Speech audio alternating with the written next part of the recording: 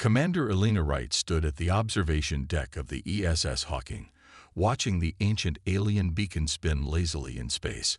After 3 decades of interstellar exploration, humanity had finally found concrete proof of advanced alien civilization. The artifact's surface was covered in geometric patterns that seemed to pulse with an inner light, defying the sensor's attempts to analyze its composition. "Commander," Lieutenant Park's voice crackled through the comm, "we're detecting unusual energy signatures from the beacon. They're growing stronger." Elena's hand instinctively moved to the neural interface at the base of her skull, the latest fusion of human innovation and recovered alien technology that allowed direct neural connection to ship systems. Through it, she could feel the Hawking sensors struggling to make sense of the readings. "Show me," she commanded, and instantly her mind was flooded with data. The beacon's energy output was increasing exponentially, but in patterns that seemed deliberately structured. Not random degradation, but a message. "It's broadcasting," she realized aloud. "Far beyond our sector." The response came faster than anyone could have predicted. Within hours, the first Arcari ships emerged from hyperspace, massive crystalline structures that moved with impossible grace. Their design spoke of technological advancement centuries beyond humanity's reach. Through the neural interface, Elena felt the ship's eye struggling to process the alien vessel's capabilities. The Arcari ships didn't just break human understanding of physics. They seemed to operate on entirely different principles. The first transmission from the Arcari was neither hostile nor peaceful. It was dismissive. Their message, translated through the ship's AI, dripped with contempt. "Your species has advanced beyond its assigned parameters. This violation cannot be permitted to continue." Elena watched as more Arcari ships appeared, their crystalline forms refracting starlight like lethal prisms. Humanity had dreamed of first contact for generations, but not like this. Not with a species that viewed human advancement itself as an offense. "All stations, battle positions," Elena ordered, her voice steady despite the gravity of the situation. The Hawking's crew responded with practiced efficiency, even as the Arcari fleet grew to overwhelming numbers. Through her neural interface, Elena accessed the ship's historical database. Humanity had survived ice ages, plagues, wars, and their own near destruction of Earth. They had clawed their way to the stars through sheer determination and ingenuity. They had taken alien artifacts and not just understood them, but improved upon them in ways their original creators never imagined. The Arcari's second message was simpler: submit to technological regression or face extinction. Elena's response was equally brief: humanity doesn't submit. The first shots of the war were fired moments later. The Hawking's advanced shields, hybrid technology born of human innovation, flared against weapons that bent space itself. Elena felt the impact through her neural interface, the ship's pain becoming her own. But even as the battle began, she noticed something. The Arcari ships, despite their advanced technology, moved in rigid, predictable patterns. Their attacks followed strict protocols, their formations never deviating from geometric perfection. "They're too perfect," she muttered, an idea forming. "Too structured." As the Hawking took another hit, Elena began formulating a plan. The Arcari might have superior technology, but humanity had something they seemed to lack: the ability to improvise, to think outside established patterns, to turn apparent weakness into strength. "Send word to Earth," she ordered as the Hawking prepared to jump to hyperspace. "Tell them we've made first contact, and we've learned our first lesson about our new enemies. They expect us to behave according to their rules of warfare." A grim smile crossed her face as she added, "Let's show them how humans fight when the rules don't make sense." The Hawking vanished into hyperspace, carrying with it humanity's first taste of interstellar war and the seeds of a strategy that would come to define their resistance. The Arcari had made a crucial mistake in their dismissal of humanity. They had assumed technological superiority equated to inevitable victory. They were about to learn otherwise. The war room aboard Earth's orbital command station, Olympus hummed with tension as Admiral Chen studied the holographic display of known Arcari fleet movements. Alina Wright, newly promoted to captain after her encounter with the beacon, stood beside him, her neural interface processing tactical data in real time. "They're expanding in perfect hexagonal patterns," Alina observed, highlighting the Arcari advance through human space. "Every fleet maintains exact distances from each other. Every attack follows the same protocols. It's almost mathematical," Chen finished, "like they're solving an equation rather than fighting a war." The past 3 months had seen humanity pushed back in every conventional engagement. The Arcari's technological superiority was overwhelming, their ships virtually impenetrable to standard weapons. But their victories had revealed something crucial about their nature. "Show me the Proxima defense," Alina requested. The hologram shifted, displaying footage from humanity's most recent defeat. Arcari ships moved in perfect formation, their crystal-like vessels maintaining precise geometric patterns as they systematically destroyed the human fleet. "Look at this," Alina pointed to a particular sequence. When Lieutenant Rodriguez took his corvette on that desperate run, completely contrary to standard naval doctrine, the Arcari response was delayed by 3.7 seconds. They had to recalculate their entire battle formation to account for one ship doing something unexpected. Chen leaned forward, his cybernetic eye whirring as it zoomed in on the footage. "They don't improvise. Every response is calculated, predetermined." "Exactly." Alina's eyes lit up with the intensity of her revelation. "The Arcari don't just prefer order, they require it. Their entire military doctrine is based on perfect predictability. They expect us to fight according to established principles of space warfare." The Admiral's expression turned thoughtful. "And when we don't?" They hesitate. Their response time drops significantly. It's like they have to reconfigure their entire tactical approach for each deviation from expected behavior. Alina pulled up another simulation, this one showing a theoretical battle plan that made Chen's eyebrows rise. "Captain, this violates every principle of fleet tactics we have." "Exactly," she smiled. "That's why it might work. The Arcari expect us to fight like a spacefaring civilization should. But humanity didn't evolve as a spacefaring species. We evolved as survivors, adapters, improvisers. The plan was audacious. Instead of meeting Arcari fleets in traditional space battles, human forces would split into seemingly random groups. Civilian mining ships would be converted into carriers, their massive ore bays filled with squadrons of fighters. Asteroid fields, which the Arcari avoided due to their disruption of formation patterns, would become human staging grounds. "We'll fight like our ancestors did on Earth's oceans," Alina explained, expanding the tactical display. "Like privateers and guerrilla forces. No fixed formations, no predictable patterns.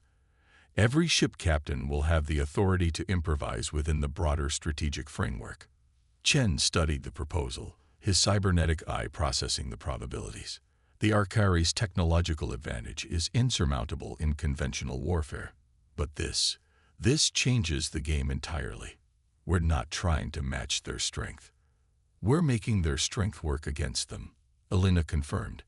Every time they have to recalculate their battle formations, every time they have to adapt to unexpected human behavior, their response time drops. In space combat, even a second's delay is an eternity. The Admiral was silent for a long moment, watching the simulation play out. The proposed tactics went against centuries of developed space combat doctrine. They were messy, unpredictable, and completely contrary to the efficient, ordered nature of modern naval warfare. They were, in other words, perfectly human. "How soon can we implement this?" Chen asked finally. Alina's neural interface had already prepared the preliminary orders. "The first converted mining ships can be ready in 2 weeks. We'll need to completely retrain our captains, teach them to think like raiders rather than naval officers. And the Arcari, they'll think we've gone mad." Alina smiled. "Their psychological profiles show they value order above all else. The idea of deliberately introducing chaos into combat will seem irrational, possibly even barbaric to them. Chen nodded slowly, a grim smile forming on his face. Then perhaps it's time we show them just how irrational humanity can be. Begin implementation, Captain. Let's give our friends a lesson in human history, specifically, how we've always fought when outnumbered and outgunned. As the orders went out across human space, Alina felt a surge of hope for the first time since the war began. The Arcari had superior technology, superior numbers, and superior firepower. But they were about to learn that humanity's greatest weapon had never been their technology. It was their unpredictability. The asteroid belt of the Tau-Ceti system wasn't supposed to be a battlefield. Its chaotic jumble of spinning rocks and debris violated every principle of proper space combat, which was exactly why Alina had chosen it. She stood on the bridge of her new command, the converted mining vessel Magellan, its massive ore processing bays now housing 3 squadrons of fighters. Through her neural interface, she could feel the presence of 24 other ships scattered throughout the asteroid field, each one a repurposed civilian vessel that would have made any traditional naval officer cringe. Arcari fleet approaching, her tactical officer reported. Standard hex formation, 37 capital ships with support vessels. Alina watched through the ship's sensors as the crystalline fleet emerged from hyperspace in perfect geometric precision. Their formation was flawless, each ship maintaining exact distances from its neighbors, their approach following textbook fleet doctrine. Time to show them how humans wage war, Alina smiled. All ships, execute Operation Chaos. The response was immediate and would have appeared completely random to any observer. Mining ships activated their ore processors, spewing clouds of metallic dust into space. Maintenance tugs began pushing asteroids out of their orbits. Converted passenger liners released swarms of drones programmed with erratic flight patterns. Through her neural interface, Alina felt the Arcari fleet's response, a momentary hesitation as they attempted to analyze the seemingly nonsensical human actions. That hesitation was all they needed. Launch fighters, she ordered. Random attack patterns, just like we practiced. Squadrons of fighters erupted from the converted ore bays, their pilots freed from traditional formation flying. Each fighter chose its own approach vector, weaving through the asteroid field in paths that defied prediction. The Arcari's point defense systems, calibrated for organized attack patterns, struggled to track the apparently chaotic human movements. They're trying to reposition, her tactical officer reported with a note of satisfaction. Their formation is breaking up. Alina watched as the perfect hexagonal pattern of the Arcari fleet began to distort. Their ships, designed for synchronized movement, were forced to break formation to deal with threats coming from multiple random vectors. The metallic dust clouds interfered with their sensors, while the shifted asteroids disrupted their carefully plotted approach vectors. Second wave, Alina commanded. Show them what those old mining lasers can do. The Magellan and her sister ships activated their modified mining equipment, industrial cutting lasers originally designed to break up asteroids, now repurposed into crude but effective weapons. The beams weren't as powerful as proper military weapons, but their frequency was completely unexpected, slipping through gaps in Arcari shields calibrated for standard naval weaponry. Direct hits on 3 of their cruisers, Tactical reported. Their shields weren't configured for this frequency. The Arcari response was telling. Instead of adapting to the situation, they attempted to restore their formation, to return to the patterns they understood. It was like watching a supercomputer trying to solve an equation with constantly changing variables. They're transmitting. Communications announced. Text only. This is not proper warfare. Alina's laugh was genuine. Send response. Welcome to humanity's history class. The battle continued to defy conventional logic. Human ships used asteroids as cover, emerging to strike, and then vanishing back into the debris field. Fighters executed maneuvers that seemed suicidal, exploiting gaps in Arcari formation that their rigid tactical doctrine couldn't account for. Mining drones, reprogrammed for combat, attached themselves to Arcari hulls, and began cutting through their crystal armor with industrial tools. Their fleet commander is pulling back, tactical announced after an hour of chaos. They're attempting to reform their hex formation for a hyperspace jump. Elena watched through the sensors as the once perfect Arcari fleet, now damaged and disorganized, retreated from the asteroid field. 7 of their capital ships had been destroyed, not by superior technology or firepower, but by mining tools and improvised weapons wielded in ways their creators never intended. Minimal casualties on our side, her XO reported. Most of our ships are reporting only minor damage. The asteroid field absorbed most of their return fire. Elena nodded, feeling the truth of humanity's victory through her neural interface. The Arcari hadn't just lost ships, they had lost certainty. Their fundamental assumption about warfare, about the proper way to fight, had been shattered by humans who treated military doctrine the same way they treated everything else, as guidelines to be adapted, broken, and reinvented as needed. "Send word to Admiral Chen," she ordered. "The asymmetric warfare doctrine is confirmed effective. Tell him to begin full implementation across all sectors." As the message was sent, Elena studied the tactical display showing the retreating Arcari fleet. They would return, of course, probably with new calculations and formations designed to counter what they'd seen today. But that was the beauty of humanity's approach.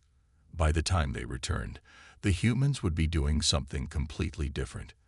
The real war was just beginning, and humanity's greatest weapons would be their unpredictability, their adaptability, and their willingness to break every rule in the book.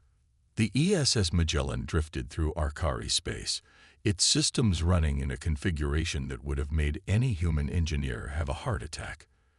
Elena stood on her bridge, watching through the neural interface as her ship perfectly mimicked the energy signature of a damaged Arcari cruiser. 6 months of warfare had taught humanity more about their adversaries than peaceful contact ever could. The Arcari weren't just orderly. They were pathologically incapable of breaking from established protocols. Every response, every action, every protocol was documented and followed with religious precision. "Status of the package?" Elena asked, her voice barely above a whisper despite the fact that sound couldn't travel in space. "Ready for delivery," her chief engineer responded. "Though I still think this is insane." Elena smiled. Insanity, as it turned out, was humanity's greatest tactical advantage. The Arcari literally couldn't conceive of some of the strategies humans employed, their minds too structured to even consider solutions that violated their established principles. The Magellan was approaching one of the Arcari's primary fleet staging areas, its hull now covered in crystalline growths carefully cultivated from salvage Arcari ship debris. The modification had taken months of research, but it allowed them to fool the Arcari's biosensitive scanning systems. "Incoming challenge signal," communications reported. "Standard authentication request." "Send the response package," Elena ordered. Through her neural interface, she felt the ship transmit the carefully crafted response, a perfect replica of Arcari authentication protocols, created by analyzing thousands of intercepted communications. The beauty of dealing with an enemy so rigidly structured was that once you understood their patterns, you could predict them perfectly. "Authentication accepted," Tactical reported with a note of disbelief. "They're actually buying it." Elena watched as her ship was automatically assigned a position in the Arcari fleet's perfect geometric pattern. The enemy vessels adjusted their formation with mathematical precision to accommodate what they believed was one of their own damaged ships returning for repairs. "Begin transmission of the virus," Elena commanded. This was the true purpose of their mission. Human computer scientists had spent months studying captured Arcari technology, discovering that their entire civilization ran on quantum-based systems that operated on principles of perfect order. Their computers didn't just prefer order, they required it to function. The virus that began spreading through the Arcari fleet's network wasn't designed to destroy or corrupt. Instead, it introduced subtle imperfections into their systems, microscopic errors in calculations, tiny delays in response times, minor deviations in formation patterns. Each flaw was individually insignificant, but they would compound over time, building upon each other in ways the Arcari systems weren't designed to handle. Virus transmission complete, her tech officer reported. No signs of detection. Elena nodded, watching through her neural interface as the first subtle effects began to manifest. An Arcari destroyer's position shifted by a few meters, slightly out of perfect alignment. A cruiser's response time to a routine signal check was delayed by milliseconds. "They're starting to notice something's wrong," Tactical reported. "Several ships are running diagnostic protocols."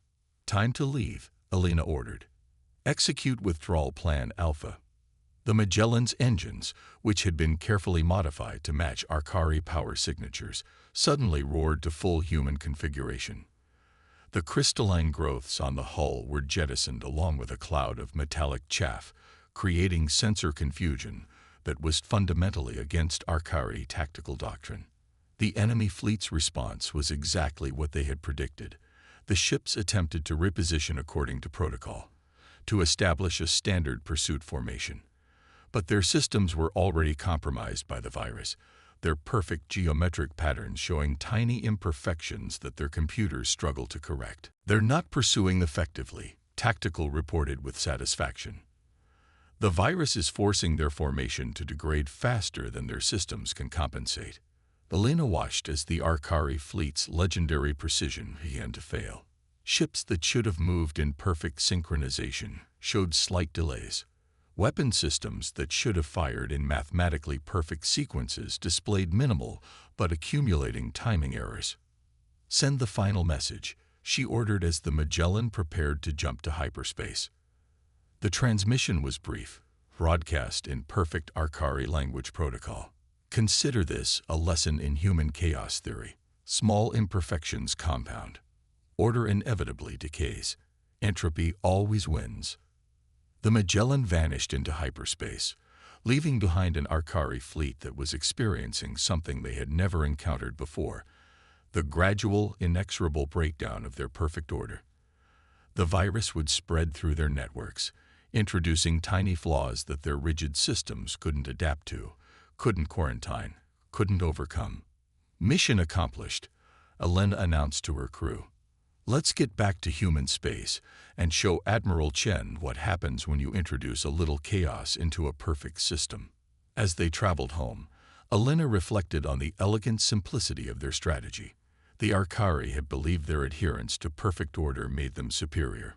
Instead, it had made them vulnerable to an enemy that understood and embraced imperfection, that thrived in chaos, that had evolved in a universe where survival often meant breaking the rules. The Arcari High Command Station hung in space like a perfect geometric snowflake, its crystalline structure reflecting the light of 1,000 stars. Elena stood on the bridge of the Magellan, studying the massive structure through both her ship's sensors and her neural interface. After a year of war, humanity had finally reached the heart of Arcari space, not through superior firepower, but through understanding. "They're broadcasting on all frequencies," her communications officer reported. "It's different from their usual patterns." The transmission didn't follow the rigid protocols that had characterized all previous Arcari communications. Instead, it was almost hesitant, filled with micro-variations that would have been unthinkable months ago. The virus had done its work well, introducing just enough chaos into their systems to force adaptation. "Put it through," Elena ordered. The voice that filled the bridge spoke in perfect human standard, another deviation from protocol. "Captain Elena Wright, you have disrupted us." Elena nodded, though the Arcari couldn't see her. "That was the point. Your perfect order was your greatest weakness. We exploited it." "We have studied your tactics," the Arcari voice continued. "Your species deliberately embraces imperfection, intentionally introduces random variables, creates chaos. We call it innovation," Elena responded. "It's how we survived on Earth, how we reached the stars, and how we fought this war. Perfection is stagnation. Growth requires change, and change is inherently chaotic. Through her neural interface, Alina could sense the subtle shifts in the Arcari station's energy patterns. Their previously rigid quantum networks were showing signs of adaptation, of organic growth rather than programmed responses. The virus hadn't destroyed their systems. It had forced them to evolve. Your virus, the Arcari speaker said, it does not follow expected patterns of cyber warfare. It does not destroy. It teaches. Exactly, Alina smiled. We could have designed it to crash your systems, to tear apart your perfect order. Instead, we designed it to show you why perfect order is impossible. The universe tends toward entropy. Life survives by adapting to chaos, not by trying to eliminate it. There was a long pause, filled with fluctuations in the quantum networks that would have been unthinkable to the Arcari a year ago. When the voice returned, it carried something new, uncertainty, and with it, the potential for growth. We have accessed your historical databases, the Arcari said. Your species has survived multiple near-extinction events, wars, natural disasters, self-inflicted catastrophes. Each time, you emerged stronger, different, adapted. That's what humans do, Alina responded. We don't just survive chaos, we learn from it. Every failure teaches us. Every disaster forces us to innovate. Every challenge makes us question our assumptions and find new solutions. The Arcari station's energy patterns shifted again, its crystalline structure showing microscopic alterations that reflected the changes in their thinking. Your strategy was never about military victory. The voice said, understanding dawning. You sought to teach us, to force us to adapt. War was your only frame of reference for interaction with species that didn't fit your parameters, Alina explained. So we used war to communicate. Every battle was a lesson. Every tactic was a demonstration. We showed you that uncertainty isn't weakness. It's the foundation of growth. The silence that followed was different from any previous Arcari communication pause. It wasn't the precise, measured silence of protocol, but the organic silence of genuine contemplation. We propose cessation of hostilities, the Arcari finally said. Not as victor and vanquished, but as students and teachers. We wish to learn. Alina felt a wave of relief wash over her. This had been the true goal all along, not to defeat the Arcari, but to help them break free from their self-imposed limitations. We accept, she said, and we're willing to learn from you as well. Perfect order and embraced chaos. Perhaps there's a balance to be found. As the formal peace negotiations began, Alina reflected on the true nature of humanity's victory. They had won not by destroying their enemy's strength, but by showing them that their perceived strength was actually a weakness. The Arcari had sought to contain humanity because they feared chaos. Humanity had freed the Arcari by teaching them to embrace it. Send word to Earth, she ordered her communications officer. Tell them that first contact has finally been achieved, not through the beacon that started this war, but through understanding. Through teaching our enemies to see the universe as we do, not as a place of perfect order to be controlled, but as an endless series of possibilities to be explored. The war was over. The real journey, of two species learning from each other, of finding balance between order and chaos, of growing together, was just beginning.